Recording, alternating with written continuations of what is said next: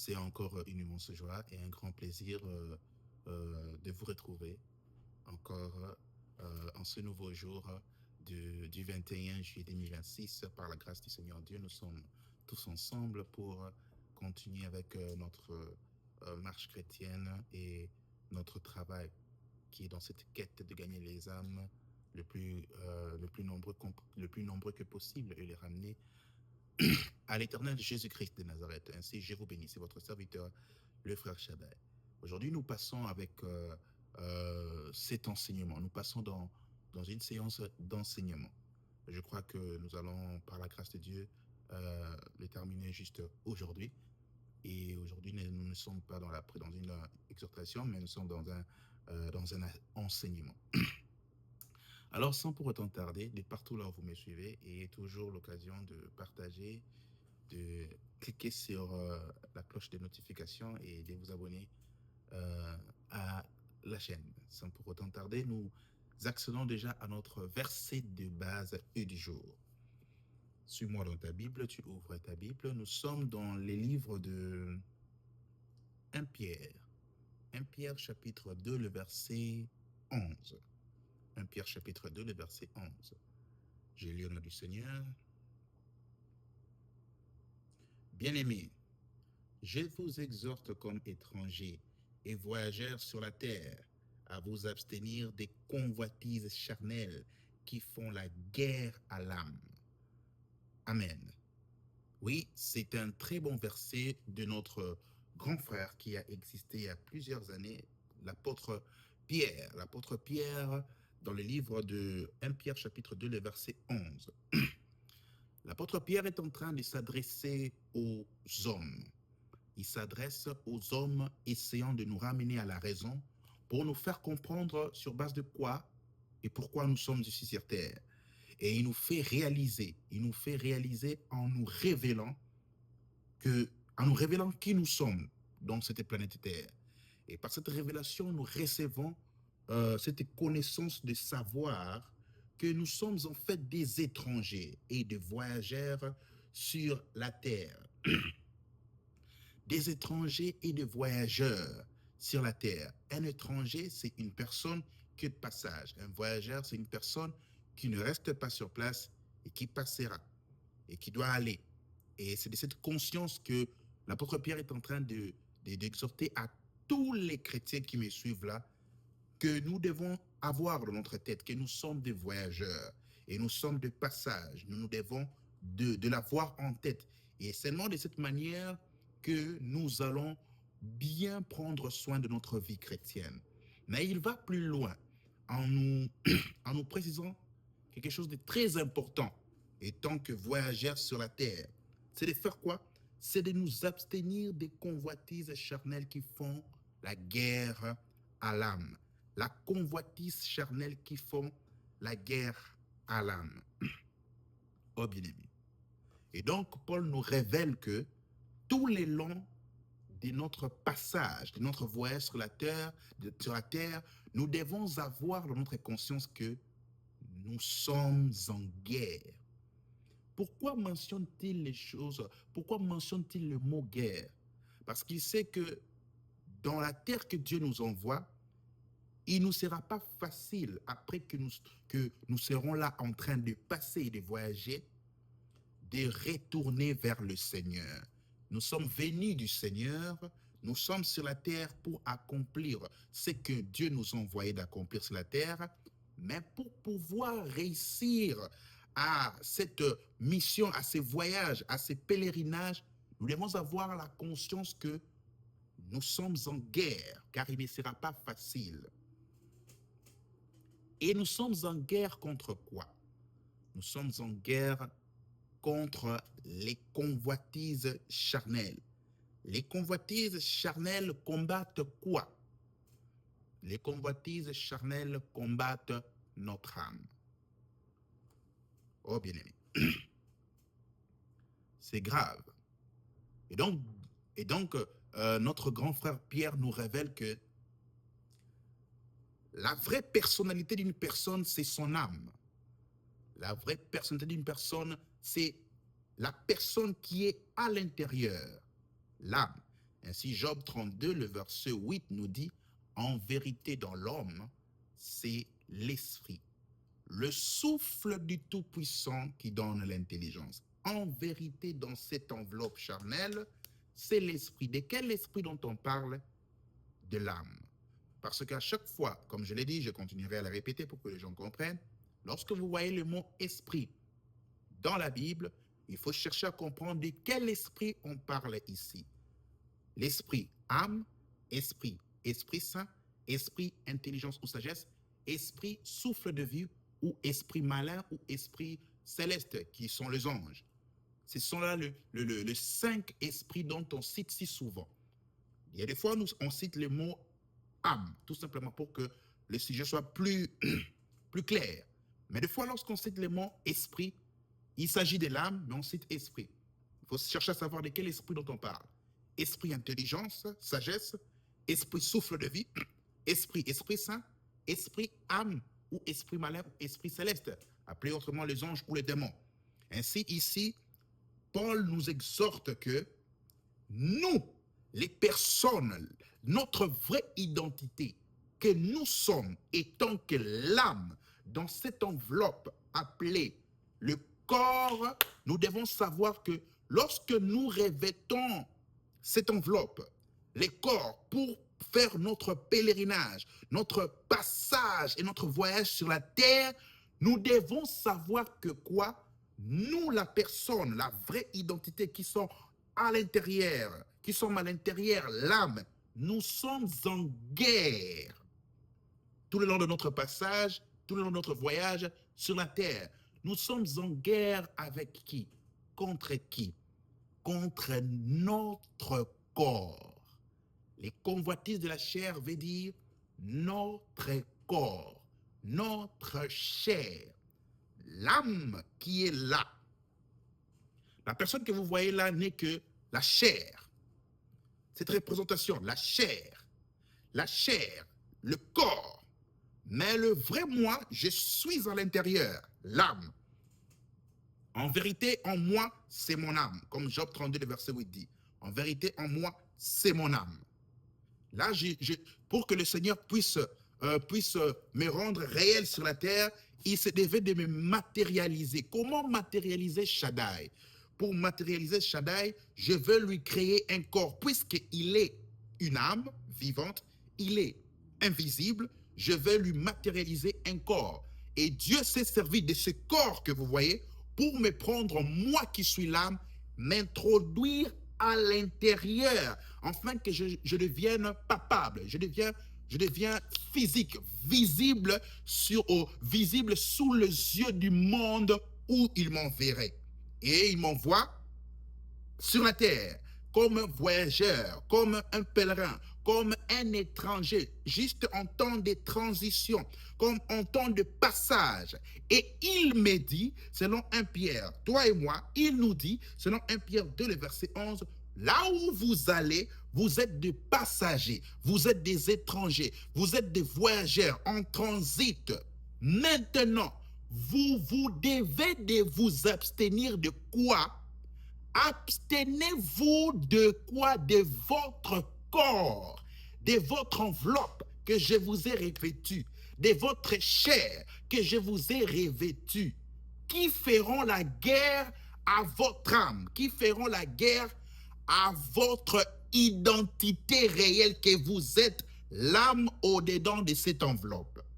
Oh bien-aimé, c'est ce qui nous fait découvrir maintenant le thème et les titres de notre enseignement. Le premier ennemi de l'homme. J'aimerais que tu m'entendes très attentivement par cet enseignement. Le premier ennemi de l'homme. Bien-aimé, le premier, par ces versets de 1 Pierre chapitre 2, le verset 11, le Seigneur nous révèle le premier ennemi de l'homme. Bien-aimé, si souvent, les gens pensent que le premier ennemi de l'homme, c'est le diable. Entends cette révélation que le Seigneur vient t'apporter aujourd'hui par cet enseignement. Le premier ennemi de l'homme, ce n'est pas le diable. Le premier ennemi de l'homme, c'est ta chair, c'est ton corps, c'est cette enveloppe, c'est cette personne que vous voyez. C'est lui mon premier ennemi. Chrétien, entends-moi, entends et prends le temps d'écouter et puis partager. C'est souvent vous pensez trop loin et vous remettez tout au diable. Le Seigneur vient te révéler.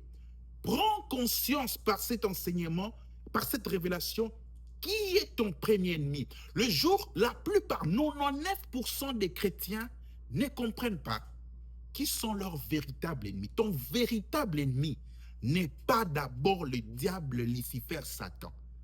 Il ne vient qu'en deuxième position. Ton véritable ennemi, c'est ta chair, c'est ton corps. Et Dieu nous dit ceci. Oh. Selon 1 Pierre chapitre 2, le verset 11, il nous envoie sur la terre. Pourquoi est-ce que Dieu nous envoie sur la terre comme voyageurs et passagers, comme étrangers? Parce que la terre, depuis que Adam et Ève ont chuté, la terre a perdu sa vraie identité. L'identité de la terre, c'était quoi? C'était la résidence de l'être humain. Mais depuis que Adam et Ève ont chuté, la terre n'est plus la résidence de l'être humain. La terre est devenue quoi? La terre est devenue un endroit de passage, un endroit de transition pour l'homme. Parce que l'homme a chuté. Quand Dieu avait créé les choses au commencement, il a créé les choses avec l'excellence de la perfection. Il a créé l'homme avec l'excellence de la perfection. Il était parfait, esprit, âme et corps. Il a créé la terre qui était parfaite. Il a créé le ciel, tout ce qui était créé par Dieu était parfait. Mais quand l'homme a chuté, même la terre, comme le dit notre grand frère Paul, a aussi chuté avec l'homme. Pas de son plein gré, comme Paul le dit. La terre aussi est impatient de voir la manifestation du Fils des hommes, le renouvellement. La terre est impatient de recevoir son renouvellement à lui aussi. Mais quand l'homme a chuté, l'homme, par sa chute, il a influencé automatiquement tout ce qui était tout autour de lui, de chuter avec lui. Parce que Dieu avait donné la domination à l'homme de dominer sur la terre, dominer sur les oiseaux du ciel, le poisson de la mer, sur tous les animaux. Ainsi, si le dominateur a chuté, à combien plus forte raison les dominer? Le dominateur, il a chuté et le dominé. Ils ne vont que suivre le chemin de la chute du dominateur. Ainsi, la terre qui avait été soumise à l'homme, les oiseaux, les animaux, les poissons, toutes choses, a aussi chuté comme l'homme. Et dès ce moment, la terre est devenue un endroit de transition, une place de pèlerinage, car il sera renouvelé. Alors, ceux qui sont appelés et trouveront dignes d'accéder à la nouvelle terre, aux siècles à venir, à la nouvelle terre, à la nouvelle Jérusalem céleste, ceux qui en seront dignes, se doivent maintenant de passer un test. Quel est le test? Les tests d'être approuvés, dignes de passer à la nouvelle terre qui sera le nouveau ciel et la nouvelle terre avec Dieu ensemble, au renouvellement de toutes choses. Lorsque Dieu nous envoie ici sur la terre, c'est pour nous faire passer à ces tests-là, et si nous serons trouvés dignes d'accéder dans la nouvelle terre, dans le nouveau ciel avec lui ensemble, au renouvellement de toutes choses. Et donc, à partir de ce moment-là, tout homme qui vient sur la terre, qui est venu issu d'Adam et Ève, est en transition, en pèlerinage, en voyage dans cette terre. Si Adam et Ève n'avaient pas chuté, la terre serait toujours parfaite et nous aurions eu notre demeure éternelle, cette terre que nous voyons. Mais puisque l'homme, le premier homme, Adam, la première femme, Ève, ont chuté, tout a chuté avec eux, cet endroit a été transformé en un endroit de pèlerinage, de transition, de voyage. Maintenant, voici ce que Dieu nous révèle dans 1 Pierre chapitre 2, verset 11. Il nous révèle que dans cet endroit de transition, de pèlerinage, de voyage que je vous envoie, les choses ne seront pas faciles. Qu'est-ce qui se passera là-bas? Vous serez en guerre. Vous, l'être l'âme que je vais revêtir le corps, vous serez en guerre. En guerre contre qui? En guerre contre l'enveloppe, contre le corps, contre la chair que je vais utiliser pour vous faire passer de l'invisible au visible dans cette terre. Oh, bien-aimé, c'est quelque chose de grave. Ainsi, ton premier ennemi n'est pas d'abord le diable. Ton premier ennemi avec qui tu es en guerre, toi, l'âme qui me suit. En vérité, en toi, c'est ton âme, comme Job 32, le verset 8 le dit. Toi, l'âme qui me suit, ton premier ennemi n'est pas d'abord le diable Satan. Ton premier ennemi, c'est ta chair, ton corps, ton enveloppe ici que vous voyez. C'est ça ton plus grand ennemi. Et il est là en permanence pour te faire la guerre à ce que tu puisses échouer dans cette mission, dans ces pèlerinages, dans ces voyages, dans cette transition de vie pour accéder à la nouvelle terre et au ciel. Il est là en permanence pour te faire la guerre. Un test, une preuve que Dieu nous soumet à cause de notre chute. Pourquoi Dieu ferait-il de telles choses? C'est à cause de notre chute. Puisque Adam et Ève ont désobéi à sa loi qui était dans le jardin d'Éden, ainsi, je me dois de sélectionner ceux qui en seront dignes d'accéder dans la nouvelle terre avec moi. Puisque c'était à cause d'eux. As-tu conscience de qui est ton ennemi? Ta chair. Et Pierre nous révèle qu'est-ce qu'il fait pour nous mettre en guerre, pour mettre nos âmes, nous, en guerre. Il nous soumet à toutes sortes de convoitises. Il nous soumet à toutes sortes de convoitises. Oh bien-aimé, prends conscience de ce que je suis en train de t'enseigner là. Écoute, tout a commencé dans le jardin d'Éden. Tout a commencé dans le jardin d'Éden, tout était parfait. Dieu créa l'homme parfait. Son corps était parfait. Son âme était parfaite. Et il a donné un esprit parfait qui était le souffle de vie. Le souffle de vie était aussi parfait dans l'homme. Maintenant, qu'est-ce qui s'est passé dans le jardin d'Éden? Dans le jardin d'Éden, il y a eu un tentateur, un ennemi qui est venu, sournoisement, il est venu, il est entré et il a réussi à convaincre l'homme et la femme à la désobéissance de la loi que Dieu les avait donnée. La loi que Dieu les avait donnée était de ne pas manger du fruit de l'arbre de la connaissance du bien et du mal qui était dans le jardin, au milieu du jardin. Le jour qu'ils en mangeraient, ils mourraient sûrement. Le fruit de l'arbre du jardin, c'était le commencement de la guerre. Avant que cette guerre soit transformée par la guerre contre nos âmes, c'était le commencement de la guerre, de chercher à savoir est-ce qu'ils obéiront ou ils n'obéiront pas à la loi du Seigneur. Cet ennemi s'appelait Lucifer Satan. Lucifer Satan, dans sa rébellion avec l'Éternel au ciel, il s'est rébellé contre l'Éternel Dieu, Jésus-Christ de Nazareth, et il emporta avec lui un tiers des anges. Par cette rébellion, il s'est incarné devenant le premier rebelle de l'existence de l'univers. Et en lui, il s'est incarné l'insoumission de ne jamais obéir au Seigneur, de toujours s'opposer, objectiviser les choses de Dieu, de toujours mettre en question ce que Dieu est en train de commander et de faire. Et il a commencé cette affaire dans le ciel. Et le résultat de sa rébellion a été qu'il soit chassé. Quand il a été chassé, il a compris la conséquence de la désobéissance. Et en lui, il a revêtu la nature de la désobéissance. Il a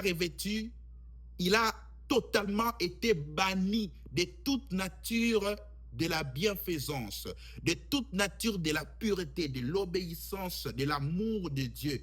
Et automatiquement, étant qu'esprit déchu, il devint un esprit malveillant, un esprit rempli d'insoumission, de désobéissance, d'une manière éternelle. Voici la différence entre nous et lui. Lui, il a péché dans l'éternité. Nous, nous avons péché dans les temps. Ainsi, Dieu ne pouvait qu'envoyer pour nous un sauveur parce que nous, nous étions dans les temps. Lui, il était dans l'éternité, là où il n'y a pas de commencement et pas de fin. Ainsi, on ne peut pas t'envoyer un sauveur, là où il n'y a pas de commencement et pas de fin. Car Dieu, il est celui qui est l'alpha et l'oméga, le commencement et la fin. Et en Dieu, il n'y a pas de commencement, là où il vit, en dehors du temps. Et toi, tu as été avec lui en dehors du temps. Il ne peut y avoir de sauveur en dehors du temps, parce que tu as vécu avec celui qui est en dehors du temps. Nous, nous sommes dans les temps. Ainsi, il a fallu qu'il nous envoie un sauveur dans les temps pour que nous soyons sauvés. Alors, revêtant la nature de l'insoumission, la nature du péché, la nature du péché, de l'opposition à toute chose, à Dieu, il est devenu le contraire de ce qu'est Dieu. Tout ce qu'est Dieu, il est devenu le contraire de cela. Galates 5, le verset 22 nous apprend, on nous cite le fruit de l'esprit. Nous avons l'amour, la paix, la joie, la bonté, la bénignité, la tempérance, la fidélité, la douceur, la patience. Là, c'est selon Galates 5, le verset 22. Mais il y a maintenant plusieurs autres fruits dont on cite. On cite le fruit de la justice, de la droiture, de la sainteté, de la pureté, de l'obéissance. Ce sont là les fruits et les choses qui représentent Dieu, l'incarnation de ce qu'il est. Et donc, à la rébellion de Lucifer, il est devenu l'opposé de tout ce qui est Dieu. Quand on parle dans le fruit, donne-toi juste la peine de comprendre, de chercher les contraires de tout le fruit, les contraires de l'amour, c'est la haine. Il est devenu l'opposé de tout ce qui est Dieu, tout ce qui est bien, sans pour autant le vouloir, à cause de la sémence qui avait été trouvée en lui, qui est quoi? La rébellion. Ainsi, sa nature s'est transformant en nature de rébellion, en esprit rebelle, en esprit d'opposition, en esprit d'insoumission, en esprit de désobéissance, jusqu'à la fin de ce monde au jugement dernier. C'est comme ça qu'il est. Étant rébellé, chassé et banni du ciel, il voit Dieu créer le ciel, la terre, il crée l'homme. Dieu, dans sa perfection infinie, il s'est dit, comment est-ce que je vais m'assurer que ces hommes ici ne vont pas non plus me décevoir, me désobéir, comme Lucifer l'a fait? Je me dois de leur faire passer un test. Le test que Dieu a fait passer à Adam et Ève était tout simplement un test d'amour. Il voulait s'assurer qu'ils vont l'aimer de tout leur gré. Ainsi, Deutéronome chapitre 6, les versets 4 à 5 nous le dit. Écoute, Israël, l'Éternel, ton Dieu est ton seul Seigneur. Tu aimeras le Seigneur ton Dieu de tout ton cœur, de toute ton âme, de toutes tes forces, de toutes tes pensées. Le plus grand test de l'homme, le plus grand test que l'homme passera tout le long de son existence, ça sera selon Deutéronome 6, 4 à 5. Prouver à Dieu dans toutes les étapes et les circonstances de ta vie que tu l'aimes de tout ton cœur, de toute ton âme, de toutes tes forces et de toutes tes pensées. C'est ainsi, c'est ce test-là que tout homme doit et devra passer jusqu'à la fin de son existence pour accéder à ce grand royaume de Dieu. Ainsi, le diable Lucifer prouva à Dieu qu'il n'a jamais aimé Dieu de tout son cœur, toute son âme, toutes ses forces, toutes ses pensées, à un point qu'il a désobéi et il a été banni. Dieu, se portant garant de vouloir créer les ciels et la terre, il s'est dit, je me dois faire passer cet humain, cet homme que j'ai créé, le test d'amour, mais rassurant si cet homme est prêt à me faire confiance sans pour autant savoir même pourquoi je lui demande de faire ce qu'il doit faire. Ainsi, tu dois être sage. Si souvent Dieu te demande de faire des choses, tu n'as pas toujours besoin des explications. Tu te dois d'apprendre à lui faire confiance. Apprends à faire confiance à l'Éternel sans poser des questions. Dieu se devait de faire passer les tests, s'assurant que ce qui s'est passé dans le ciel ne se passera pas avec l'homme humain que je vais créer. Quelqu'un peut me poser la question, mais lui c'est le créateur, pourquoi tout simplement n'a-t-il pas empêché le diable d'exister, n'a-t-il pas empêché Adam et Ève de manger aux fruits, ou pourquoi n'a-t-il pas tout simplement ne pas créer l'arbre du bien et du mal? Je vais te l'expliquer. Dieu étant que créateur, dans sa nature de Dieu créateur, c'est ça son travail. Voici sa nature. Tel que tu es là, tu as un travail. Tu pars au boulot. Tu as un travail. Il y a quelque chose de magnifique ou de n'importe de quoi que ce soit que tu aimes faire dans cette existence. Et si quelqu'un te dit ne le fais plus, tu refuseras de le faire parce que tu aimes le faire. Si c'est, peu importe ce que c'est, que ce soit les péchés, que ce soit les biens. Si quelqu'un te l'interdit de le faire, tu te diras, non, ne m'interdis pas de le faire parce que j'aime faire ça.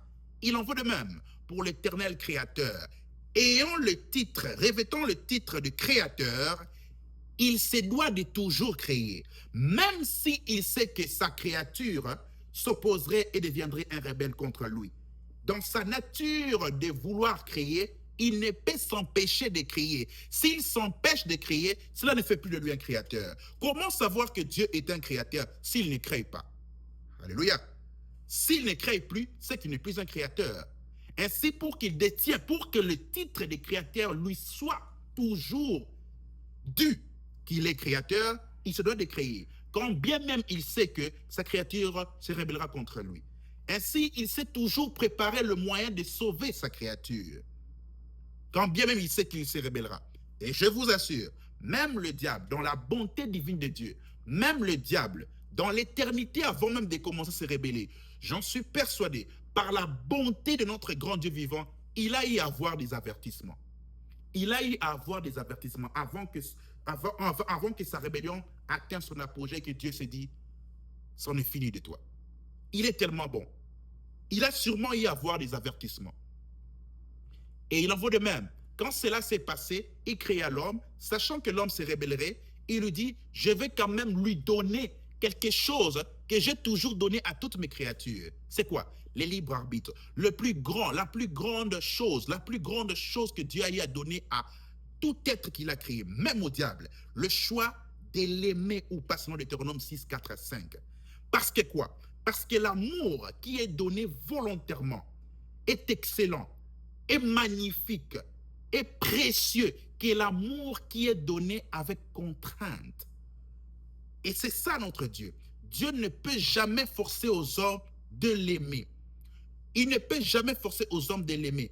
Tu te dois de l'aimer volontairement. Ainsi, Dieu s'est devait de faire passer Adam et Ève au test d'amour, cherchant à s'assurer s'ils l'aimeront volontairement, assez fort à lui faire confiance de ne pas prendre le fruit qui est au milieu du jardin, tel qu'il les avait ordonné de ne pas le faire, car c'était une loi pour eux. Passant ces tests, le diable, il s'est dit, ça c'est l'opportunité pour faire de ces hommes tels que je suis. Le misère que moi j'ai connu, d'être chassé et d'avoir déjà reçu mon jugement qui m'attend au jugement dernier, je vais faire en sorte que je n'aille pas seul. J'irai avec ces êtres que Dieu a créés et toute leur descendance. Puisque moi, je ne peux plus. Automatiquement, il avait revêtu la nature opposée de Dieu. Il ne pouvait plus faire le bien. C'est comme ça dans l'éternité.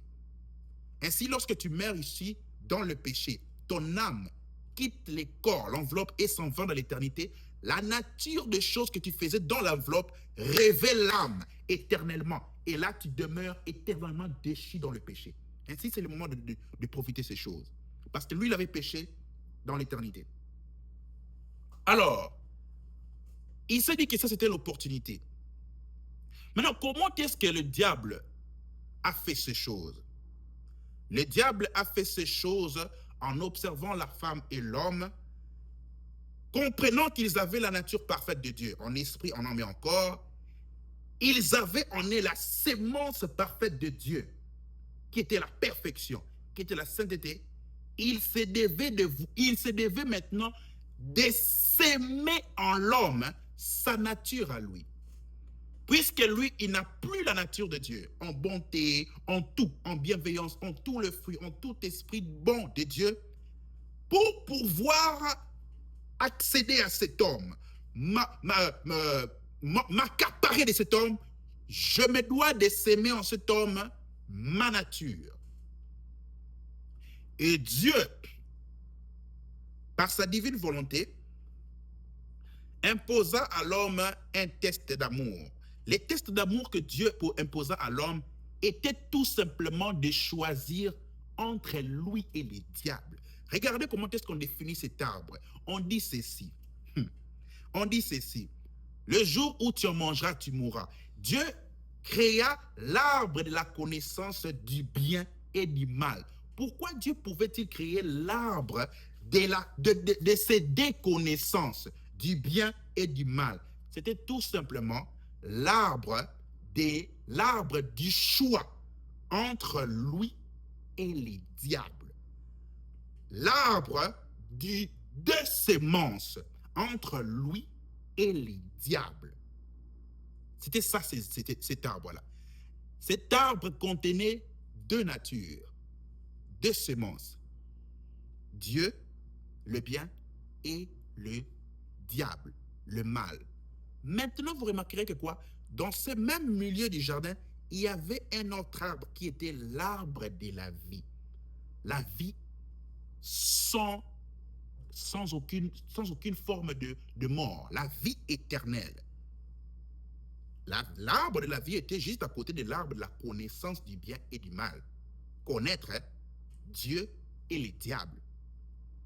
Dieu maintenant, par son infinie bonté, il ne voulait pas que l'homme puisse avoir la connaissance du diable. En d'autres termes, si je peux les dire, si je peux les dire de cette façon. Dieu maintenant, dans son infinie bonté, il ne voulait pas que l'homme puisse avoir la connaissance du diable, qui est le mal. Il voulait que l'homme qu'il a créé parfait demeure parfait, n'ayant que la connaissance de qui il est, du bien, lui Dieu. Maintenant, comment s'assurer que cet homme aimerait Dieu d'une manière volontaire et ne se rébellerait pas comme le diable? Parce que le diable, au ciel, il avait la connaissance parfaite. Ézéchiel le définit, qu'il était parfait en beauté et en sagesse. Il avait la connaissance parfaite. Il scellait les sceaux à la perfection. Il était parfait. Et en lui s'est créé quoi? La jalousie. En lui s'est créé le mal. Si dans l'éternité, il s'est créé, il y a eu un mal, un péché qui a été engendré, à combien plus forte raison dans les temps? Alors dans le temps, Dieu se devait de faire passer un test à l'homme qu'il se décide de choisir entre lui et le diable. Quand le test s'est passé, vous pensez que Dieu n'était pas là? Vous pensez que Dieu ne savait pas? Dieu était ignorant? Non, il n'était pas ignorant. Il savait. Il voulait que l'homme choisisse entre lui et le diable. Parce que l'amour que Dieu veut qu'on puisse lui donner, c'est un amour volontaire, inconditionné. Il ne veut pas que tu lui donnes l'amour, que tu lui offres l'amour par contrainte. Tu lui offres l'amour, mais en même temps, c'est ce que c'était ça le diable Lucifer. Il commençait à offrir à Dieu son service au ciel avec contrainte. Car il planifiait déjà, car la sémence de la rébellion avait déjà germé en lui. Il planifiait déjà la rébellion, comment recruter les anges, les anges et pouvoir éclater sa rébellion au ciel. Et c'est là où la première guerre dont j'ai parlé au départ a commencé. Et le diable s'est dit, tout ce que j'ai perdu, tout ce que j'ai raté, j'ai été banni du ciel et mon jugement dernier m'attend. Je me dois d'avoir plus d'âmes qui périront avec moi. Ainsi, ces hommes dans la nature parfaite qu'ils ont reçue, en esprit, en âme et en corps, je ne veux que profiter par ces tests, car ces tests ici me permettra de s'aimer en eux, ma nature. Et quand cette sémence sera sémée en eux, la guerre déclenchera. Je n'aurai plus... Listen.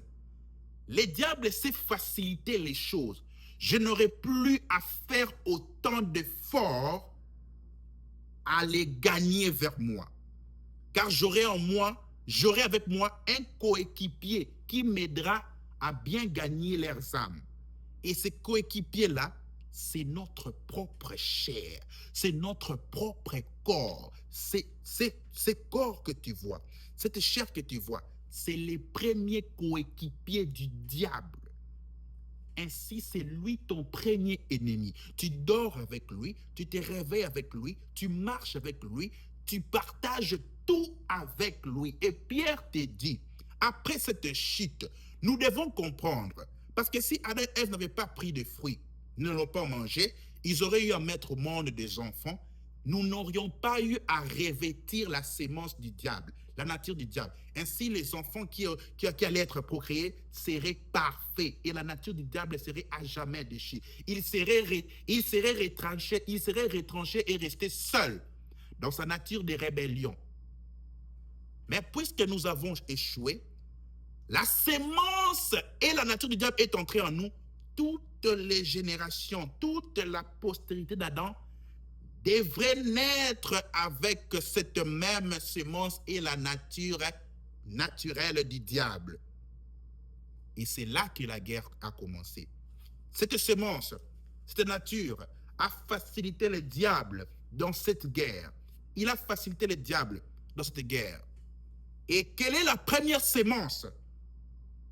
Quand Adam et Ève ont mangé les fruits, quelle est la première sémence que le diable avait plantée en eux?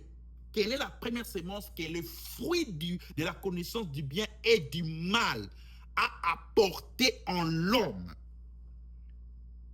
Romains chapitre 8, les versets 5 à 8. La première sémence. Je vais lire. Romains chapitre 8, les versets 5 à 8. Il est écrit ceci. Car ceux qui vivent selon la chair ont leur pensée tournée vers les choses de la chair. Mais ceux qui vivent selon l'esprit ont leur pensée tournée vers les choses de l'esprit. Car l'affection de la chair, c'est la mort, mais l'affection de l'esprit, c'est la vie et la paix. Car l'esprit charnel est inimitié contre Dieu, parce qu'il ne se soumet pas à la loi de Dieu. Et il ne peut même pas, qu'il ne le peut même pas. La première sémence que le diable avait sémée par la désobéissance d'Adam et Ève, en mangeant de ces fruits, la première sémence, c'était la sémence de l'insoumission. Par cette désobéissance, nous avons acquis les mêmes natures de Satan. Est-ce que tu comprends bien les choses que je suis en train de t'enseigner? La première nature que nous avons acquis de Satan, la nature de l'insoumission. Et qui est-ce qui a acquis cette nature? Notre corps. Notre corps, notre chair. Notre corps et notre chair a acquis la nature de Satan qui est l'insoumission. Entends très bien ce que je te dis. Écoute très bien. Romains 8, le verset 5 à 8 le dit. Il dit, car l'esprit charnel, en d'autres termes, on parle toujours de la chair, car la chair, les désirs de la chair, car l'enveloppe que vous voyez, car la chair qui a reçu la sémence du diable, la chair, qu'est-ce qu'il dit? Car l'esprit charnel est inimitié, la chair est en inimitié avec Dieu, parce qu'il ne se soumet pas à la loi de Dieu. Listen, la chair que tu as, ce corps que tu as, cette enveloppe que tu as, ne se soumet pas à la loi de Dieu et qu'il ne le peut même pas. Est-ce que tu comprends ce que je t'ai dit? Ne fais pas confiance à ce que te dicte ton cœur. Quand je parle de la nature charnelle, de l'esprit charnel, je te fais comprendre tout ce qui est dans la chair, le cœur, la chair, ce corps, cette enveloppe qui est liée au cœur, ne peut pas. La nature que le diable a sémée, la première sémence, c'est la sémence de l'insoumission. naturelle, d'une manière naturelle. Ainsi, tout homme maintenant, après les déchus, après avoir été déchus comme Adam et Ève, nous naissons avec la nature de l'insoumission à Dieu. La nature de l'insoumission à tout ce qui est concernant Dieu. Le commandement de Dieu, tout ce qui est lié à Dieu. Et tu vas remarquer, voilà pourquoi tu remarqueras que quand il s'agit des choses de Dieu, ton corps ne veut pas. Ta chair, la nature de la chair réagit. Quand il s'agit des choses de Dieu, tu ne veux pas les faire. Cette enveloppe refuse. Ton cœur refuse. On te dit, allons prier. Tu veux prier. Tu vois comment est-ce que ton corps réagit? Vous comprenez ce que je vous enseigne? Quand tu veux prier, tu vois comment est-ce que ton corps réagit? Automatiquement, il commence à te proposer certaines choses. Tu te dois aussi de faire ça. Tu as des choses que tu devais t'occuper, mais tu dois dormir. Tu es fatigué, mais prolonge-les pour peut-être plus tard. Procrastine-le. La nature que nous avons reçue de ne pas aimer Dieu. Les jours que tu comprendras ce que j'espère que tu comprendras ce que je suis en train de t'enseigner. J'espère que tu le comprendras avant qu'il soit trop tard. Beaucoup pensent que ils attendent les bons moments pour commencer à obéir à Dieu. Ha! Beaucoup attendent les bons moments. Ils se disent, mon heure viendra. Mon temps viendra. Tu ne sais pas comment est-ce que nous sommes devenus depuis qu'on a chuté. Le Seigneur te fait grâce. Tu comprends, que tu comprennes. La guerre qui se passe entre ton âme, toi qui es à l'intérieur de cette enveloppe, ce n'est pas encore le diable. C'est l'enveloppe qui te combat. C'est la chair qui te combat. C'est ce corps qui te combat, lié à ton cœur. Tu n'as encore rien compris. Voilà pourquoi tu te laisses guider par lui. Le diable s'est assuré que l'homme puisse avoir un conducteur naturel, sans pour autant qu'il puisse faire d'efforts. Il s'est assuré que l'homme puisse avoir son coéquipier de tous les temps, qui ne le quittera jamais, sans pour autant qu'il puisse faire l'effort. Et le conducteur naturel que le diable, que nous-mêmes nous sommes acquises, en nous vendant au diable, c'était quoi? C'est la chair. C'est la chair. La nature. La chair a revêtu la nature de l'insoumission. Et il ne peut se soumettre. La chair en est incapable. Ta chair est incapable. Ne pense jamais qu'un jour arrivera où je commencerai à craindre Dieu. Ça n'arrivera pas. Ainsi, tu mourras comme ça pour aller en enfer. La chair ne se soumettra jamais, jamais à Dieu. Il en est incapable. Il en est incapable. Il déteste les choses de Dieu. Quand c'est aller à l'église, il ne fait pas. Quand c'est prier, il ne fait pas. Quand c'est gêner, il ne fait pas. Quand c'est sanctifier, il ne fait pas. Quand c'est obéir, il ne fait pas. Quand c'est marcher sur les lois de Dieu, il ne fait pas. Quand c'est allons-y méditer, il ne fait pas. Quand c'est nous allons nous rassembler pour la communion fraternelle, il ne fait pas. Quand c'est faire le bien, il ne fait pas. Tout ce qui est concernant Dieu, tout ce qui est lié à Dieu, il est l'Éternel insoumis à la volonté de Dieu. Ainsi on dit, parce qu'il ne se soumet pas à la loi de Dieu, il ne se soumettra jamais. Cette chair ne se soumettra jamais au commandement de Dieu. Et parce qu'il ne le peut même pas, il en est incapable. C'est comme ça que le diable nous a rendus. Il a rendu notre chair incapable de se soumettre à Dieu, comme lui. Vous voyez maintenant pourquoi est-ce que Pierre dit, tout le long de votre parcours sur la terre, abstenez-vous. Il dit quoi? Abstenez-vous des convoitises. Abstenez-vous des convoitises de la chair. Qu'est-ce que ça veut dire en d'autres termes? Abstenez-vous d'obéir à ce que la chair vous dicte. Car nous avons un conducteur naturel qui a été planté en nous. Conducteur de l'insoumission par la chair. Abstenez-vous. C'est seulement ceux qui ont compris ce que je suis en train de dire là. Tu comprends ce que j'ai dit. Quand je suis venu sur la terre, et toi et moi, Dieu te dit, je t'envoie avec la nature que ton père Adam avait accepté de revêtir en mangeant de la sémence que j'avais défendue, en acceptant d'obéir au diable. Je t'envoie avec cette même nature-là.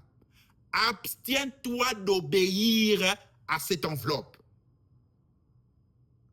Ainsi, tu comprendras comment est-ce que ta guerre s'est faite tous les jours. C'est comme ça que tous les jours, en te réveillant, tu commenceras à analyser ce que fait, ce que veut et ce que te dicte ta chair. Tu veux prier, il te dit d'aller faire autre chose. Tu dois comprendre que je me dois de le contrôler. Je me dois de m'opposer. Il te dicte en tout. Regarde comment est-ce qu'il dicte les gens. Va en boîte. Vous pensez que c'est quoi? Pourquoi? Parce que aussi longtemps que tu as ces conducteurs-là qui te dictent de faire que le mal, l'homme intérieur qui est maintenant l'âme se souille, devient impur. Et quand la mort te surprend, tu es perdu pour toujours comme les diables. Ne pense jamais qu'un jour ton corps, ta chair, ton cœur se soumettra aux lois de Dieu, se soumettra à Dieu. Se décidera que à partir d'aujourd'hui, je me dois maintenant d'obéir à Dieu. Ça n'arrivera jamais. C'est un rêve qui ne s'opérera, qui ne se réalisera et qui ne s'accomplira jamais dans cette existence. Ainsi, Dieu se doit de changer, de renouveler notre corps dans la perfection. Voici la première sémence. Cette sémence s'oppose à Dieu. Dans cette sémence d'opposition à Dieu, qui est liée à notre chair, dans cette enveloppe, il s'oppose à Dieu. Et il s'est focalisé. Maintenant, la chair s'est focalisée en quoi? La chair s'est focalisée à ce que le diable lui avait proposé. Qu'est-ce que le diable avait proposé à Adam et Ève?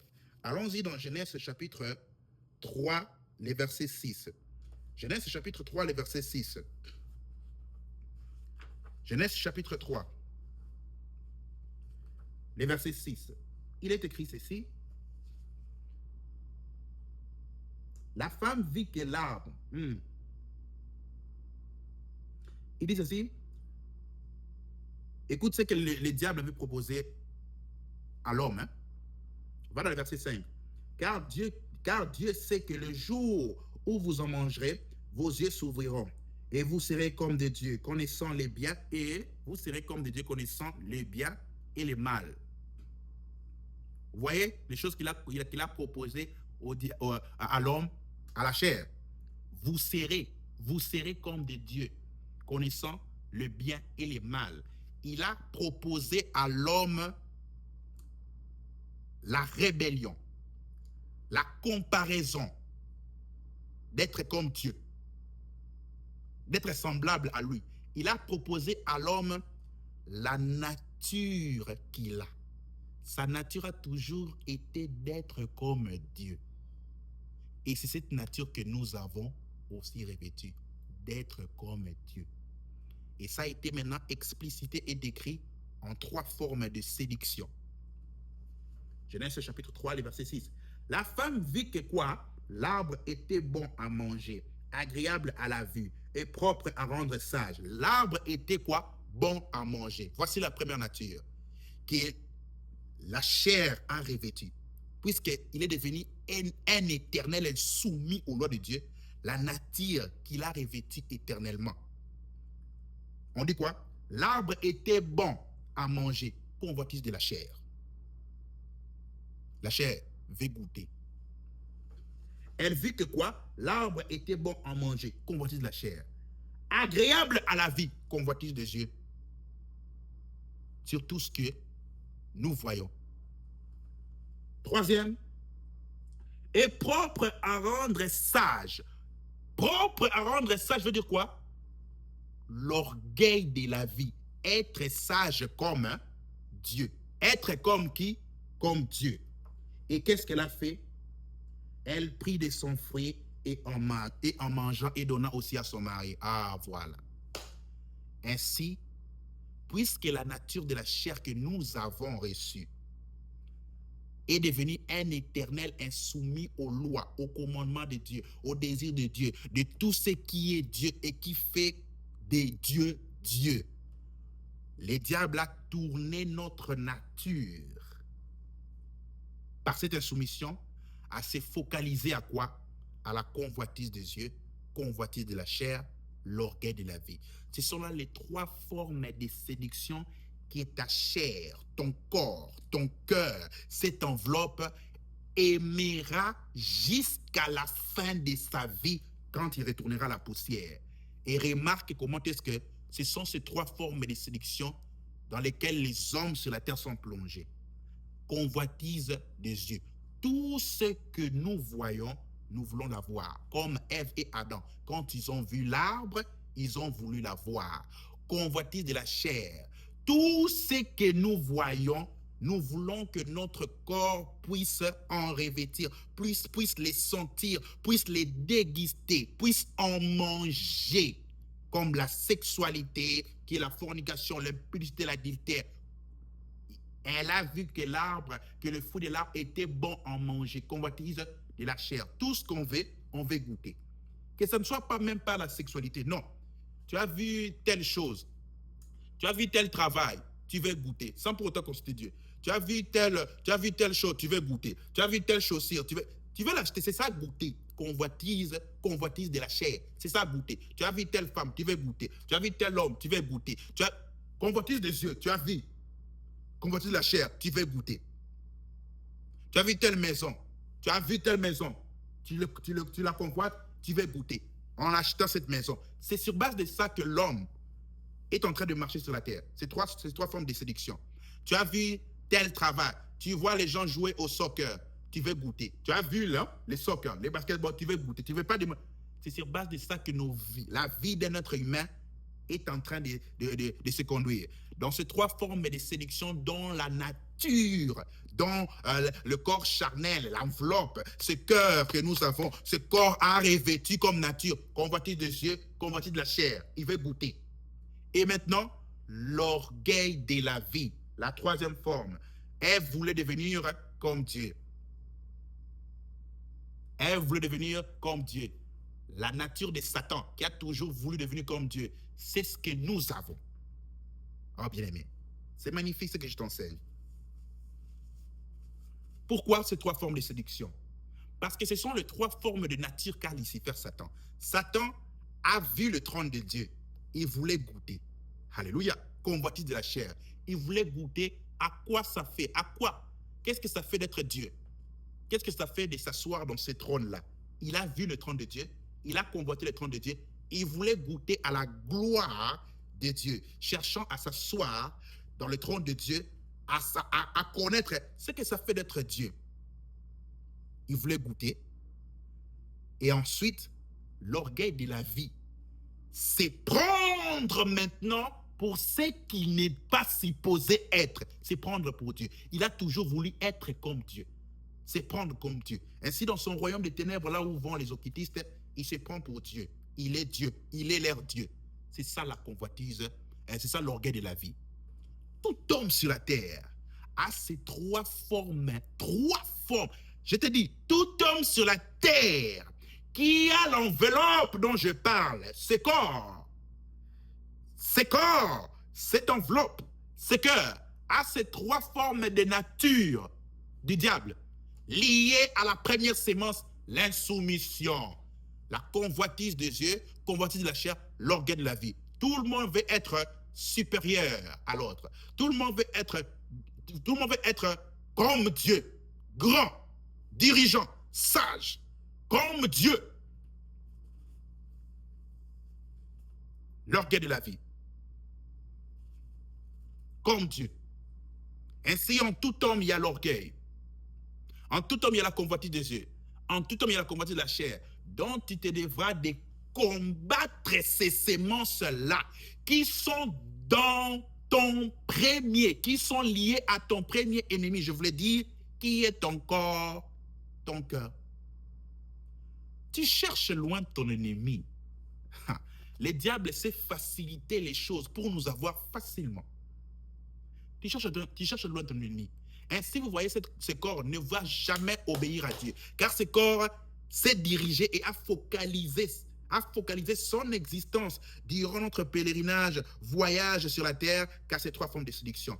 Ainsi, 1 Jean chapitre 2, les versets 15 à 17, Dieu, sachant que selon 1 Pierre 2, verset 11, nous enverrait sur la terre, nous disons de nous abstenir des convoitises de la chair qui font guerre à nos âmes, nous, les véritables êtres qui sont à l'intérieur de cette enveloppe. Il nous enseigne encore selon 1 Jean 2, les versets 15, 1 Jean chapitre 2, les versets 15 à 17. Ce que nous devons faire, n'aimez point le monde. Là où vous allez, n'aimez point ce monde déchu qui passera, ni les choses de ce monde que vous y trouverez, qui vont sûrement vous séduire et vous attirer loin de lui. Dans quoi? La convoitise des yeux. Car ce qu'il y a dans le monde, la convoitise des yeux, la convoitise de la chair, l'orgueil de la vie ne vient point du Père, mais cela vient du monde. Qui est dans le monde? C'est les souverains et les princes de ce monde, qui est le diable de Satan, qui a instauré son gouvernement basé dans ces trois formes de séduction qu'il avait instituées dans le jardin d'Éden en se disant Adam et Ève. Ainsi Dieu, Jésus, quand il révèle la chair, il vient et il dit, le prince de ce monde vient et il n'y a rien de lui en moi. Qu'est-ce qui n'était pas en Jésus? La convoitise des yeux, convoitise de la chair, l'orgueil de la vie, son gouvernement institué par ces trois formes de séduction. Voilà pourquoi Jésus avait réussi. Voilà pourquoi Jésus avait réussi. Et Dieu n'a pas permis que Jésus puisse naître d'une femme, dans l'accouplement d'une femme et d'un homme, afin de ne pas revêtir la nature déchue, charnelle, la nature de la première sémence de l'insoumission du diable, de la première sémence du diable, comme nous l'avons reçu à cause d'Adam. Bien-aimé, c'est grave. J'espère que tu comprends cette affaire ici. C'est grave. Voilà pourquoi Jésus a réussi. C'est grave cette affaire, c'est grave. Ton ennemi n'est pas loin, c'est lui. C'est sur base de ça ton cœur est focalisé. Ainsi tu comprendras, tu cherches à vouloir aimer les choses de Dieu. Mais tu te retrouves que tu retournes toujours aux choses de ce monde. Parce que tu n'as pas encore compris que cette enveloppe, ce corps, ce cœur que tu as là, de chair, a été changé, a reçu comme nature de la rébellion du diable. Et ne va jamais aimer les choses de Dieu. Voilà ton combat de tous les jours. Voici la deuxième sémence. La deuxième sémence, et cette deuxième sémence est justifiée.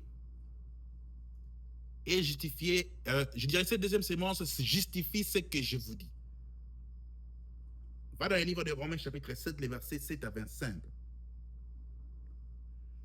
En d'autres termes, quand je parle de la première sémence qui est la soumission totale à Dieu, aux lois de Dieu, à tout ce qui concerne Dieu, en d'autres termes, je vous parle de l'affection totale du corps, de la chair, de notre cœur, de cette enveloppe au monde. Selon 1 Jean 2, le verset 5, 1 Jean 2, le verset 15 à 17. N'aimez point le monde, ni les choses qui sont dans le monde. Si quelqu'un aime le monde, l'amour du Père n'est point en lui. Car ce qui est dans le monde, la convoitise des yeux, la convoitise de la chair, l'orgueil de la vie ne vient point du Père, mais du monde. Le monde passe et ses convoitises aussi.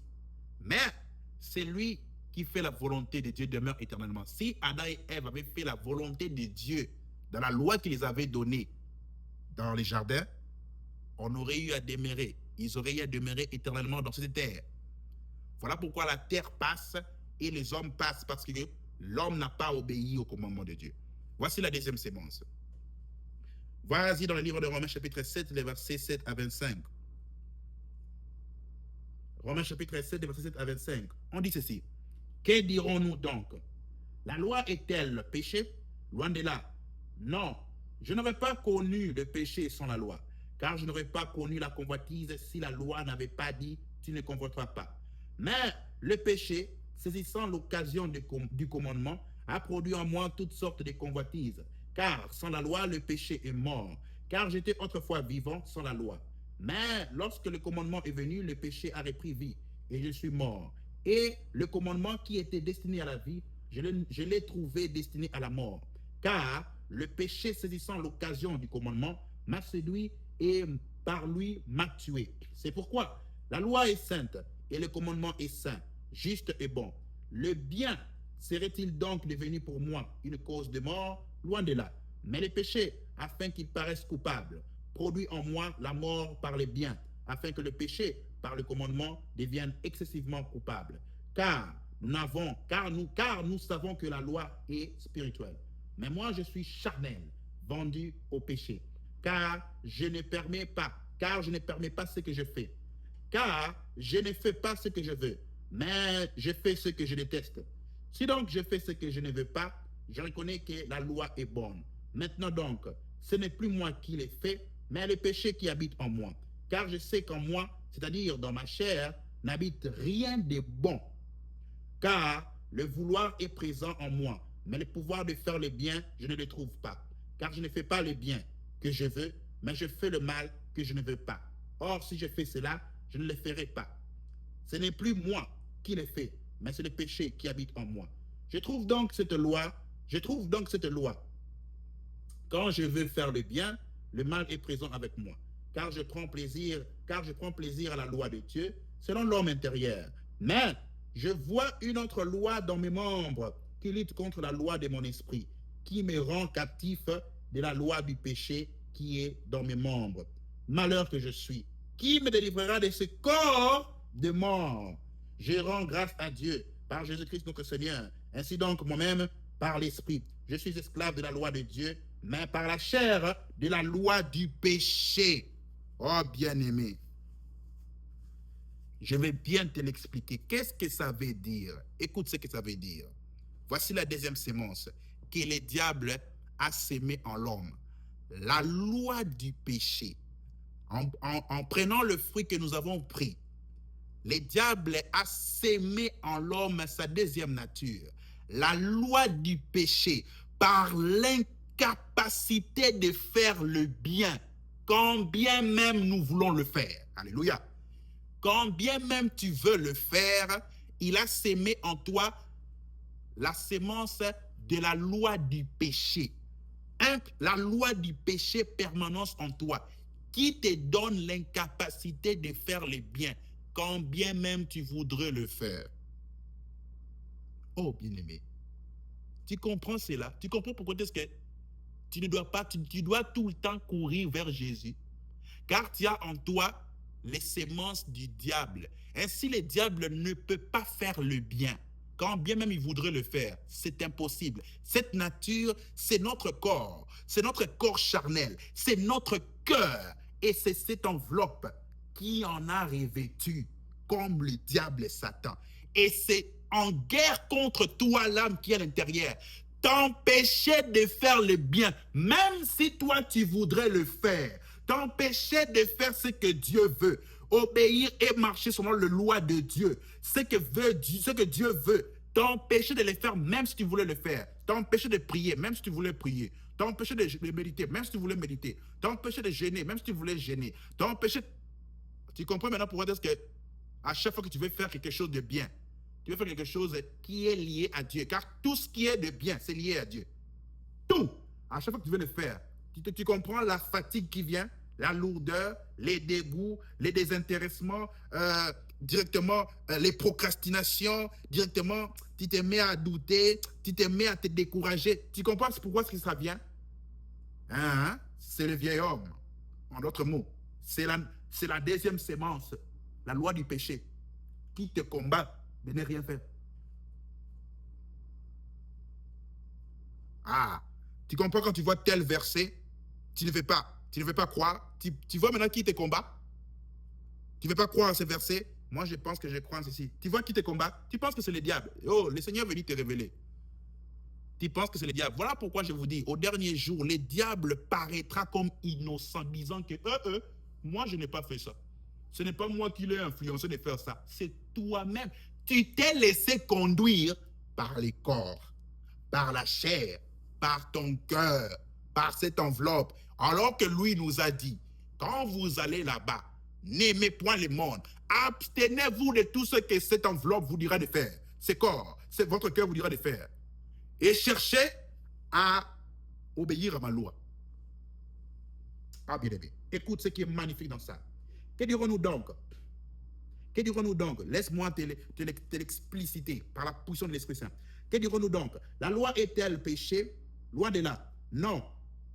Je n'aurais pas connu le péché sans la loi. La loi dont on parle ici, c'est la loi de l'interdiction de manger à l'arbre de la vie. C'était une loi pour Adam et Ève. Est-ce que cette loi était-il un péché? Non.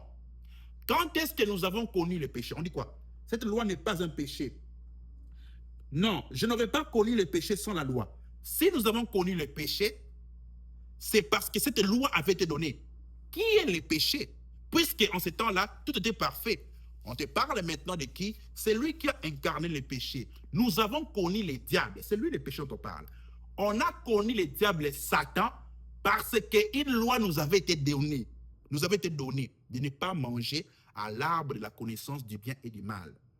Si Dieu n'avait pas donné cette loi-là de manger à l'arbre de la connaissance du bien et du mal, nous n'aurions pas connu le péché qui est Satan.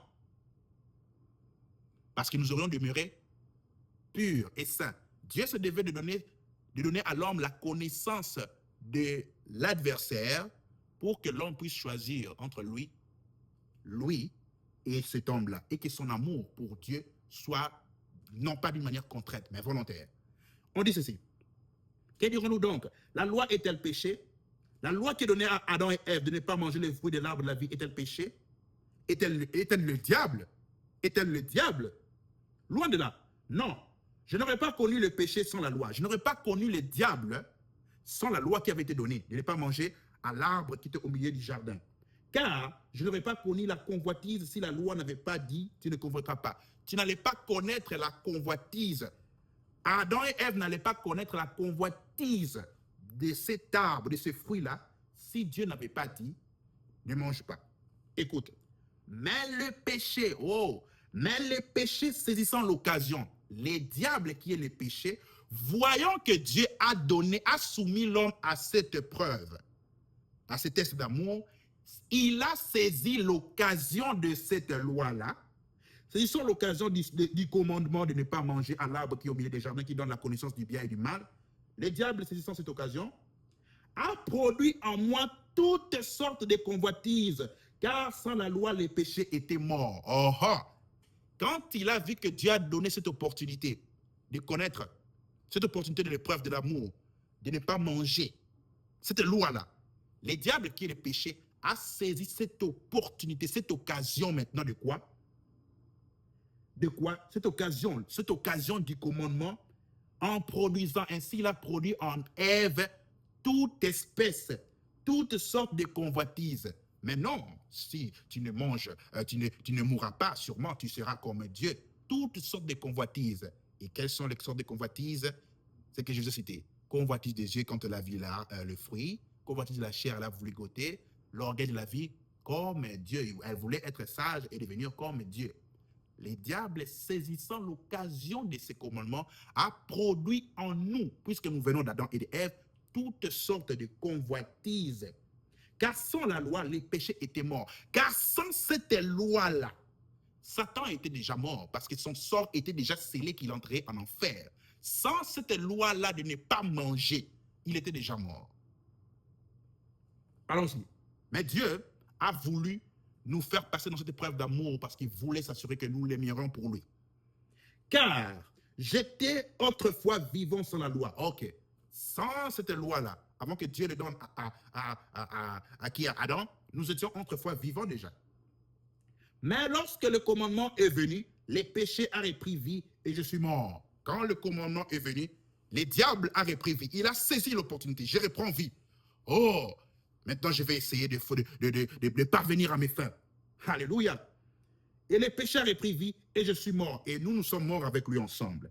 Et le commandement qui était destiné à la vie, le commandement de ne pas manger à l'arbre qui était au milieu du jardin, qui était destiné à la vie pour l'homme, je l'ai trouvé destiné à la mort. Oh, oh. Alléluia. Car nous sommes devenus morts, comme les diables. Car le le diable, saisissant l'occasion du commandement, m'a séduit et par lui m'a tué. Car le diable, saisissant l'occasion de ce commandement-là, il a séduit qui? Adam et Ève. Nous étions en un, il nous a séduits et il nous a tués. Et par lui, nous sommes morts. Ok. C'est pourquoi, continuons, la loi est sainte. Cette loi-là et toutes les lois, les ordonnances de Dieu sont saintes. Et le commandement est saint. Et le commandement est saint, juste et bon. Cette loi-là était sainte, le commandement était saint, juste et bon. Toutes les lois et les ordonnances de Dieu que Dieu donne là sont saintes et ces commandements sont justes et bons. Le bien serait-il donc devenu, maintenant, tous ces commandements, tous ces biens, serait-il donc devenu pour moi une cause de mort? Loin de là. Mais le péché, mais le diable, afin que les diables paraissent coupables, produit en moi la mort pour parler bien, afin que les péchés par les commandements deviennent excessivement coupables. Dieu, en fin de compte, par ce que Lucifer a fait, ne fera que lui prouver que tu es excessivement coupable de tout ce qui s'est passé dans la terre depuis le commencement. Voilà pourquoi son jugement sera terrible. On dit quoi? Car nous savons que la loi est spirituelle. Cette loi était spirituelle comme Jésus. Cette loi était Jésus. Mais moi, je suis charnel, vendu au péché. Alléluia. Voilà pourquoi je vous ai dit, nous sommes vendus au péché. En revêtant ce corps de chair que nous avons là, ces corps remplis de convoitises que nous sommes là, en acceptant la proposition du diable, comme l'avaient fait nos pères et nos mères Adam et Ève, nous nous étions donc vendus au péché, vendus à Satan. Et nous nous sommes vendus gratuitement à lui, en acceptant sa proposition. Oh bien-aimé. Ainsi, le livre de quoi? Le livre d'Ésaïe 52, les versets 1 à 3 nous les justifie. Nous nous sommes vendus mal. Ésaïe chapitre 52, le verset 1 à 3 nous justifie.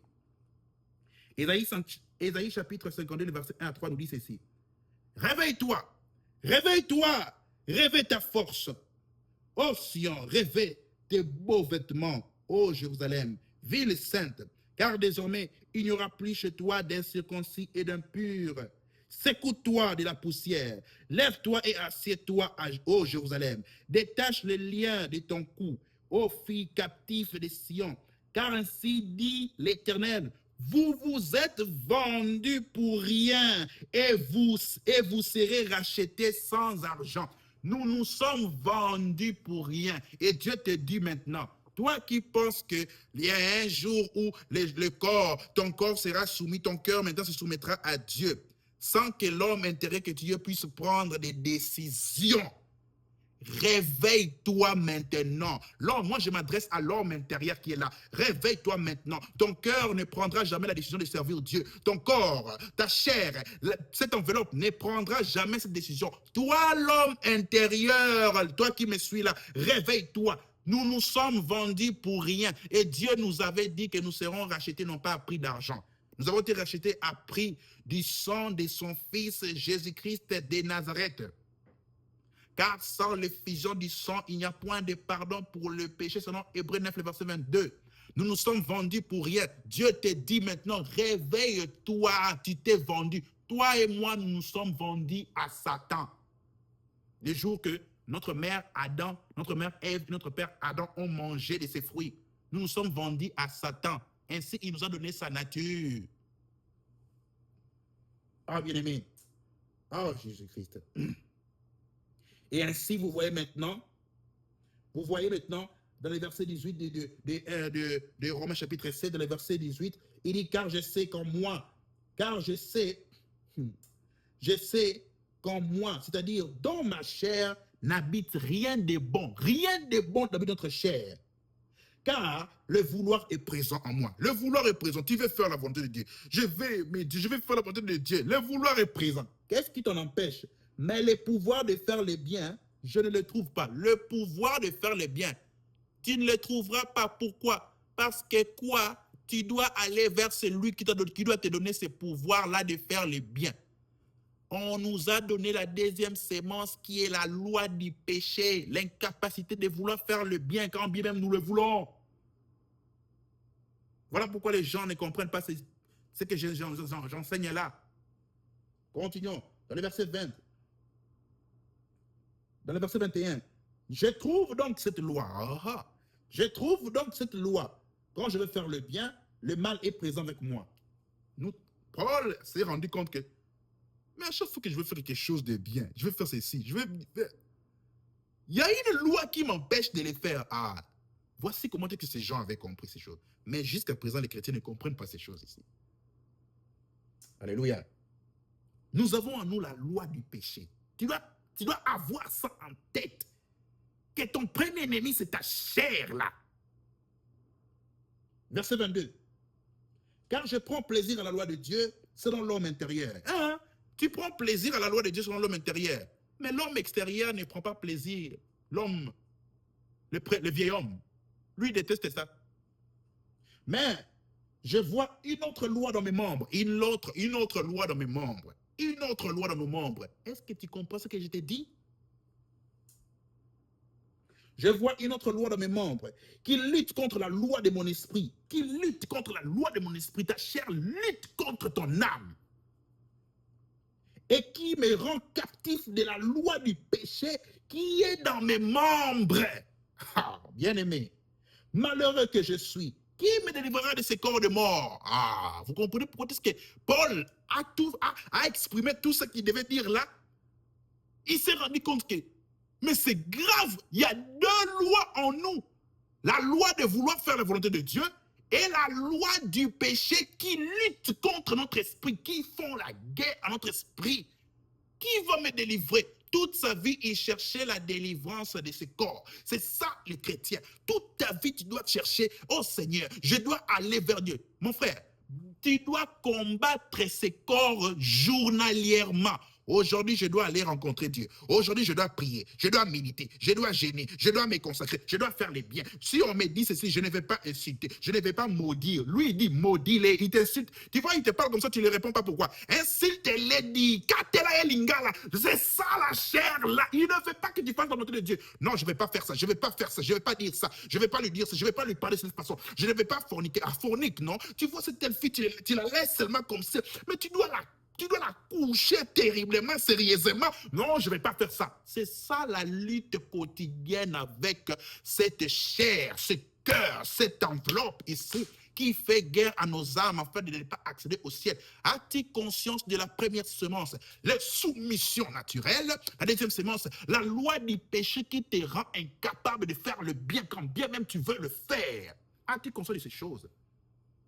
Et à la fin, il dit, je rends grâce à Dieu par Jésus-Christ, notre Seigneur. Ainsi donc, moi-même, par l'Esprit, je suis esclave de la loi de Dieu. Par l'Esprit, pour devenir esclave de la loi de Dieu, c'est seulement il faut recevoir l'Esprit. Par l'Esprit, je suis devenu esclave de la loi de Dieu, mais par la chair, la loi du péché. Aussi longtemps que, vous voyez les deux choses?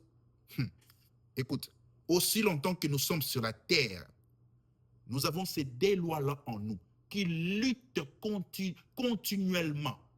La loi du péché, la chair, avec toutes sortes de convoitises, l'insoumission à tout ce qui est concernant Dieu, et la loi de l'esprit, qui est quoi?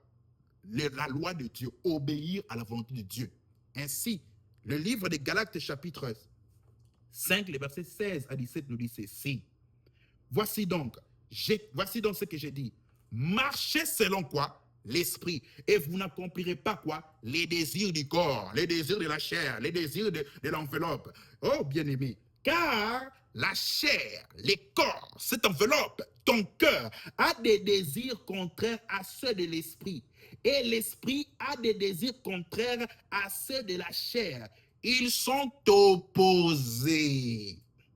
Ils sont opposés l'un à l'autre, de sorte que vous ne faites pas ce que vous voudriez. Et c'est ici que nous recevons maintenant la troisième et la quatrième sémence.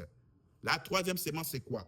La sémence de quoi? Du désir contre Dieu. Du désir contre Dieu. La quatrième sémence, c'est quoi? La sémence de l'opposition à Dieu. Oh bien-aimé, as-tu conscience de ce que je suis en train de t'enseigner? Ainsi, il vous dit, marchez selon l'esprit. Marcher selon les directives de la loi de Dieu. Marcher selon... Voilà pourquoi un chrétien qui a compris ces choses ne peut pas s'écarter de la Bible, ne peut pas s'écarter de la prière, ne peut pas s'écarter de la voix de Dieu. Tu ne peux pas passer une journée sans prier. Si tu ne le fais pas, tu dois te repentir. Tu ne peux pas passer une journée sans méditer. Si tu ne le fais pas, tu dois te repentir. Tu dois être dans les directives, selon l'esprit, cherche à comprendre comment veux-tu que je puisse marcher. Je dois méditer, je dois prier, je dois jeûner, je dois me consacrer, afin de prendre les contrôles contre ton cœur, contre ta chair, contre cette enveloppe, contre les désirs, contre les soumissions de cette chair, contre les désirs contraires à Dieu qu'a revêtu cette chair, contre l'opposition qu'a cette chair, contre les lois du péché qui sont en toi, qu'on a revêti par la vente que nous nous sommes fait gratuitement au travers de Adam et Ève. Tu comprends ces choses ici? Comment est-ce que nous avons un combat quotidien, tous les jours? Tous les jours de notre vie, nous avons ces combats ici. C'est grave. Car tu es conscient de ça, voilà pourquoi Pierre nous dit, il nous dit là où vous allez, abstenez-vous d'obéir. Marchez sur l'esprit. Ils ont des désirs contraires. L'esprit et la chair sont des ennemis. Ainsi, Romains chapitre 8, versets 5 à 8, on dit que la chair est inimitié. Notre corps est un ennemi de Dieu. Ton cœur est un ennemi de Dieu. Ce corps est un ennemi de Dieu. Cette enveloppe est un ennemi de Dieu. Ça m'étonne de voir des gens qui obéissent à tout ce que leur chair leur dit de faire. Il te dit, regarde la coupe du monde. Tu regardes. Tu as consulté l'esprit. Vous êtes des païens. C'est la chair qui te fait tout ce que tu veux faire. Tu dois avoir ça dans ta tête chrétienne. Tout ce que je vais faire, moi qui suis l'âme, tout ce que cette chair, tout ce que je vais faire, c'est ta chair qui te dicte. Ainsi, tu dois chercher à savoir ce qu'il veut que je fasse là, selon les Écritures, selon l'esprit, je dois les faire. Voilà pourquoi c'est nécessaire de lire la Bible tous les jours. Je vais regarder le football. Selon l'esprit, c'est nécessaire. Tu as un combat tous les jours. Voilà pourquoi le diable est assis sur son trône, dans le royaume des ténèbres. Il attend que les fils des hommes entrent en enfer avec lui. Il sait qu'il a déjà tout fait. Il a croisé les mains. J'ai déjà tout fait ce qu'il fallait. Je les ai donné ma nature. Et cette nature-là vit avec eux, marche avec eux, mange avec eux, fait tout avec eux. Ça sera plus facile de les avoir et regarder le monde. Combien vous pensez que vous allez au ciel? Tout ce que tu fais là, c'est selon l'esprit ou c'est ta chair ou c'est ton cœur. D'autres, oh moi tu vois mon cœur, je parlerai aussi de ça. Oh moi tu vois mon cœur me dit que c'est bien, je peux à moi m'habiller comme ça, je peux à moi prier comme ça, je peux à moi me comporter comme ça, je peux à moi être comme ça. Tu vois comment est-ce que ton corps là, ta chair là, cette enveloppe, te conduit en affaire. Écoute ce qu'il est écrit. Proverbe 28, verset 26. Celui qui se fie à son propre cœur est un insensé.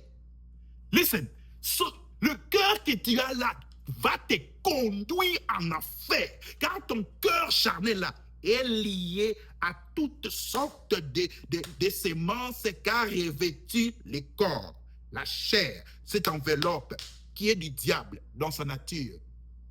Tu ne dois plus faire confiance à ton cœur. Tu te dois de consulter les Écritures. Ça m'étonne la manière dont vous vivez. Hein?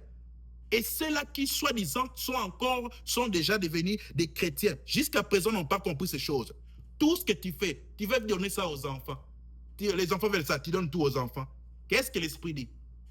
Ta chair là, ton cœur là, prend plaisir à vouloir satisfaire les enfants, au lieu de satisfaire l'Esprit. Oh, l'enfer. Oh, l'enfer, l'enfer.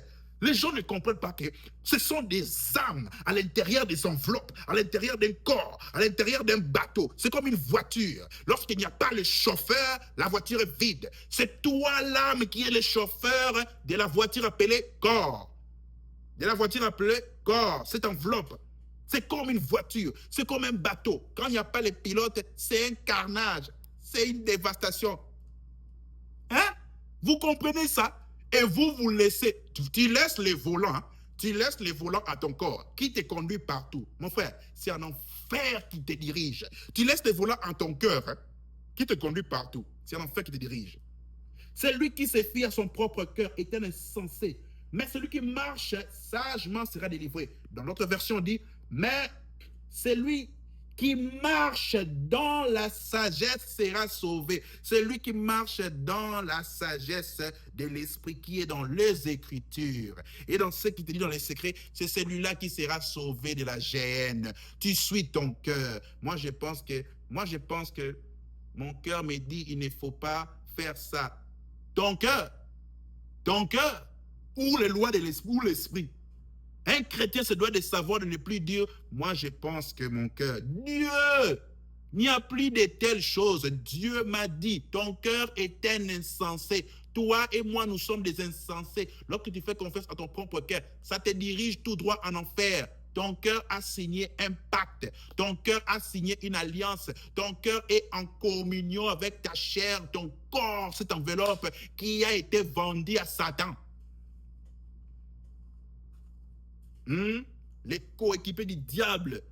Et Jésus te dit, selon Ésaïe 52, le verset 1 à 3, réveille-toi, réveille-toi. Réveille-toi, tu joues à la PlayStation. C'est ça ta chair. Hein? Il veut jouer à la PlayStation. Tu as demandé à l'esprit. Oh, les gens iront nombreux en enfer. Hein? Votre chair vous conduise à des choses. Hein? Et vous penserez quoi? Même ça aussi. Ok, tu verras. Tu verras. Je ne vais pas jouer au football. Je ne vais pas jouer au football, soccer, au basketball. Je ne vais pas faire ceci. Je vais en boîte. Je vais ceci. Quand je pêche comme ça, même ça aussi. Je vais porter les maquillages. Ce n'est pas un problème. Ton corps, là, qui aime ça, ton cœur aime ça. Tu suis ton propre cœur qui va te conduire en enfer. As-tu conscience du combat que nous faisons chaque jour? Tu te dois l'analyser. Cette pensée qui me vient de faire ça, ça vient de qui? C'est de l'esprit? C'est l'esprit ou c'est la chair? Je consulte. Les chrétiens font de la blague. Font de la blague avec la vie chrétienne. Les âmes qui me regardent la plaisantent avec la chair. These things is dangerous. Vous plaisantez avec ça? 1 Corinthiens chapitre 9, le verset 27. Ainsi vous voyez notre grand frère, Paul, qui dit, mais je tiens mon corps sous contrôle. Regardez comment que ces personnes avaient la conscience des choses que nous, on n'en a pas. Ah, bien aimé. Je tiens mon corps sous contrôle. Est-ce que tu contrôles ces corps? Je tiens mon corps. Tu contrôles ton cœur? Tu contrôles ces corps? Tu contrôles ça? Qu'est-ce que Dieu dit que tu dois faire? Tu es en train de suivre ton cœur. Tu es un insensé. Tu te diriges à la perdition. Qu'est-ce que Dieu te dit de faire? Tu oublies que tu es en pèlerinage. Tu penses que les diables. Ainsi, les diables, la première chose quand il fait, il vient chez une personne, il analyse quelles sont les choses qu'il fait obéissant à son cœur, obéissant à son corps par rapport à toutes les sémences de ma nature que je les ai données lorsqu'ils sont vendus à moi par Adam et Ève. C'est la première chose qu'il analyse. Quelles sont les choses auxquelles tu obéis? Tu obéis à ton corps, à ton cœur. Et c'est seulement sur ça qu'il va se booster. Il va juste te booster ton corps à continuer à te donner de tels ordres, à te contrôler, afin que tu finisses en enfer. Et Paul et les autres avaient compris ces choses. Tout, nous, jusqu'aujourd'hui les chrétiens, on ne comprend rien. Je tiens mon corps sous contrôle. Tu te dois tous les jours, journalièrement, à contrôler les différents désirs qui te viennent, qui te sont proposés par le corps. Fais ça. Masturbe-toi, non? Va en boîte. Regarde telle chose à la télé. Tu te dois de contrôler ça. Tu vois la guerre, hein? Tu penses que l'ennemi, c'est seulement Satan. Tu as un véritable ennemi qui est là tous les jours. Tu dors avec lui, tu te réveilles avec lui, tu marches avec lui, partout. Tu te dois de contrôler. Maintenant, je regarde pourquoi. Pourquoi je regarde cette fille de cette façon? Je vois que ce corps ici veut me faire convoiter cette fille-là par la convoitise des yeux, en fait que je tombe par la convoitise de la chair et dans l'adultère. Non, je ne vais pas faire ça, je discipline mes yeux. Oh, mais regarde là, non, toi, tu regardes toujours les filles. Mets ta tête ici. Vous voyez comment est-ce que c'est un combat? Hein? Oh, il m'a parlé comme ça. Oh, pourquoi est-ce que... Oh, ma bouche ici veut me faire parler quoi? Veut me faire dire qu'elle incite. Non, je ne vais pas dire ça. Ah, toi, tu viens me parler. Ok, c'est bien. Je me tiens, je tiens mon corps sous contrôle et je les soumets. Ils avaient compris les sémences qu'a le corps que je vous enseigne. La sémence, la première sémence, c'était quoi? L'insoumission. Hein. Uh-huh. La deuxième sémence, c'était quoi? L'incapacité de faire le bien, quand bien même tu veux le faire, par la loi du péché qui vit, non? Ainsi, il va falloir quoi? Apprendre à contrôler le corps. Qui te donne cette habilité? Le Saint-Esprit. Je tiens mon corps sous le contrôle et je les soumets de peur qu'après avoir prêché aux autres, hein, je ne me sois moi-même rejeté. Ah, bien-aimé. Ah, bien-aimé. Ces gens ont compris de telles choses. Bien-aimé, ces gens avaient compris de telles choses, mais nous plaisantons. Qu'est-ce que nous enseignons aux gens dans les églises? Nous plaisantons. Les gens vont en enfer. Tu sais ça que tu as un combat journalier tous les jours. Tu te dois de contrôler ton corps, contrôler ton cœur, les désirs et de soumettre ton corps à la volonté de Dieu. De peur qu'on ne puisse pas te rejeter. Qui sera rejeté? Ça sera l'âme qui quittera ses corps, qui quittera l'enveloppe. C'est lui qui sera rejeté. Le corps ne te dira jamais merci. Il retourne à la poussière. Il a fait tout ce qu'il avait fait. Mais regarde ce que tu fais. Partout il t'envoie, tu le fais. Tout ce qu'il te dit de faire, tu le fais. Jalouse-les. Hein, tu commences à jalouser l'autre. Haïs-les, tu les haïs. Et des arrière-pensées sur lui. Tu obéis au cœur, à la chair. C'est lié à tout ça. Incite, tu incites. Maudit, maudit. Aujourd'hui encore, tu vas encore voler, hein, voler la nuit comme un sorcier et tu voles. Aujourd'hui encore, tu vas encore... hein, vous voyez les choses? Oh, bien-aimé. Après, tu dis, je suis chrétien. Je suis chrétien. Tu es chrétien. Tu te laisses emporter par la chair comme ça. La chair te guide, te dirige. Tu n'es pas chrétien.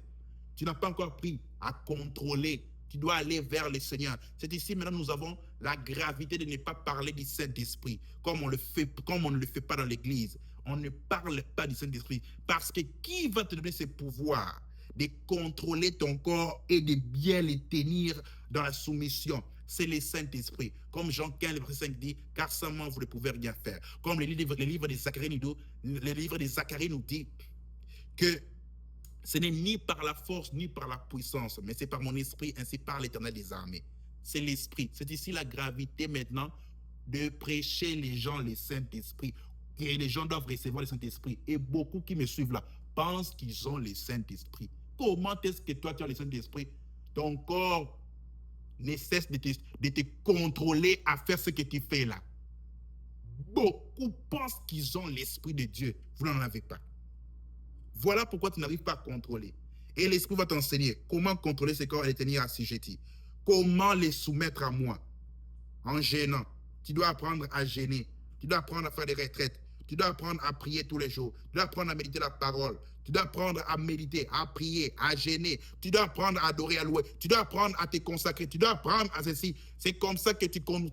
Dieu, tout ce qu'il veut, c'est quoi? C'est de venir habiter dans le Fils des hommes, afin de leur accorder la puissance de contrôler maintenant ce que le diable avait fait dans notre corps. Et on ne parle pas du Saint-Esprit de Dieu. On ne parle pas du Saint-Esprit de Dieu. Les gens ne partent pas chercher le Saint-Esprit dans les secrets.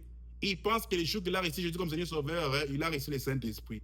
Comment tu n'arrives pas à contrôler ta langue? Comment tu n'arrives pas à contrôler ton cœur? Comment tu n'arrives pas à contrôler ta bouche? Comment tu n'arrives pas à contrôler ton comportement, ton caractère? Comment tu n'arrives pas à contrôler ça? Tu vois, hein? Tu n'as pas encore reçu le Saint-Esprit. Tu n'as pas encore reçu le Saint-Esprit. Et les pires, ceux qui en ont reçu, ont désobéi au Saint-Esprit. Et le Saint-Esprit les a quittés. Quand il te dit contrôle, contrôle, contrôle, contrôle, toi, tu fais que obéir au cœur dans ta chair, il quitte. Il s'en va comme Saoul. Tu l'as tellement énervé. Bien-aimé, c'est ici l'importance maintenant de la vie chrétienne, de recevoir le Saint-Esprit. Analyse-toi. Tu vas comprendre ce que ton corps te dirige. Hein? Analyse-toi. Bien-aimé, par cet enseignement, je crois, je ne sais pas si tu vas enfin te réveiller. Toi qui attends que ton corps puisse devenir maintenant capable d'obéir à Dieu, tu vas enfin te réveiller et ne plus plaisanter. Je le crois, je l'espère, que tu es en permanence, dans une guerre permanente, et tu dois te contrôler afin d'accéder au ciel, afin d'obéir, de marcher selon le désir du Saint-Esprit. Marcher selon l'Esprit, on parle du Saint-Esprit. Et vous n'accomplissez pas les désirs de votre cœur, les désirs de votre chair, les désirs de cette enveloppe. Et vous vous abstiendrez de toute convoitise des yeux, de la chair, de l'orgueil de la vie qui vous propose, qui font la guerre à vos âmes afin de ne pas accéder au ciel. Oh bien-aimé. Combat le bon combat de la foi journalièrement. Contrôle, examine chaque désir, toute chose qui vient dans la journée. Ça vient de qui? L'esprit ou la chair? Et cherche continuellement l'Éternel pour recevoir l'Esprit Saint qui te donnera le contrôle, de cette chair et t'apprendra comment soumettre ses corps. Bien-aimé, c'était votre serviteur, les frères Shaddai. Je vous bénis en ce jour. Soyez extrêmement bénis. Partagez. Soyez bénis. Soyez bénis. Que faire? Il faut se repentir selon Acte 2, verset 38. Que le Seigneur efface tes péchés avec son sang et cherche le Seigneur pour avoir l'Esprit de Dieu. Que le Seigneur vous bénisse tous abondamment. Shalom.